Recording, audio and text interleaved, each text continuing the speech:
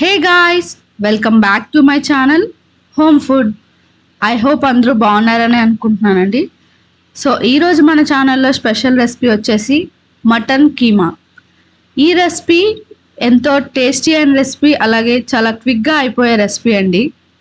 ఈ మటన్ కీమా హెల్త్కి బాగా యూస్ఫుల్ అయ్యే రెసిపీ అండి.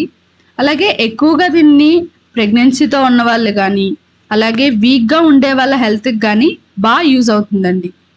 సో మీరు కూడా మీ ఇంట్లో ఈ రెసిపీని టేస్టీగా ఫాస్ట్గా చేయాలి అంటే ఈ వీడియోని స్కిప్ చేయకుండా చూసేయండి.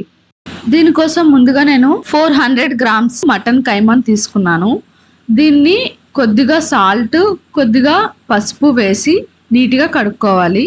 ఇలా కడగడం వల్ల ఏంటి అంటే దీనికి ఉండే నీచు వాసన అనేది పోతుంది, అలాగే నీట్గా క్లీన్ అవుతుంది అన్నమాట.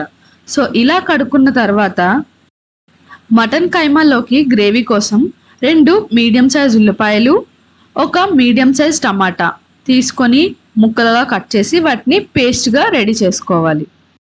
ఇలా బాగా గ్రైండ్ చేసి పేస్ట్ చేసుకున్న తర్వాత స్టవ్ పైన ఒక కుక్కర్ని పెట్టుకొని, మీరు దీని ప్లేస్లో ప్యాన్ కూడా యూజ్ చేసుకోవచ్చండి.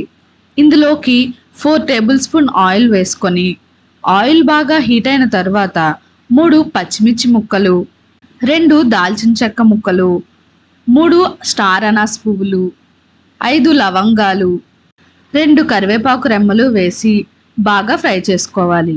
ఇక్కడ మీరు కరివేపాకు వేయడం అస్సలు మర్చిపోకండి.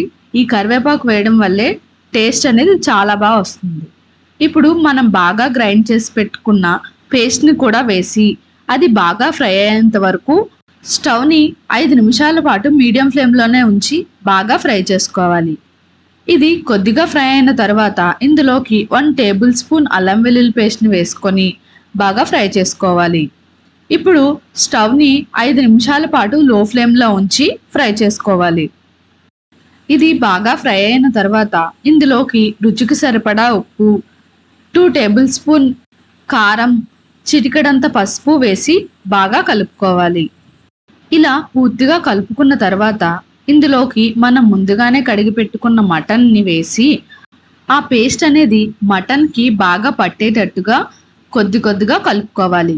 ఇలా బాగా కలుపుకున్న తర్వాత స్టవ్ని 5 నిమిషాల పాటు మీడియం ఫ్లేమ్లోనే ఉంచి కుక్ అవనివ్వాలి.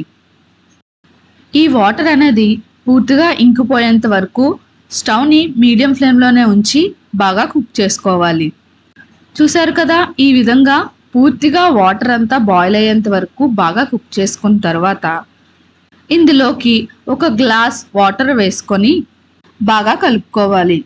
ఇక్కడ నేను నార్మల్గా కుక్ చేస్తున్నాను కాబట్టి 1 గ్లాస్ వాటర్ వేసుకున్నాను.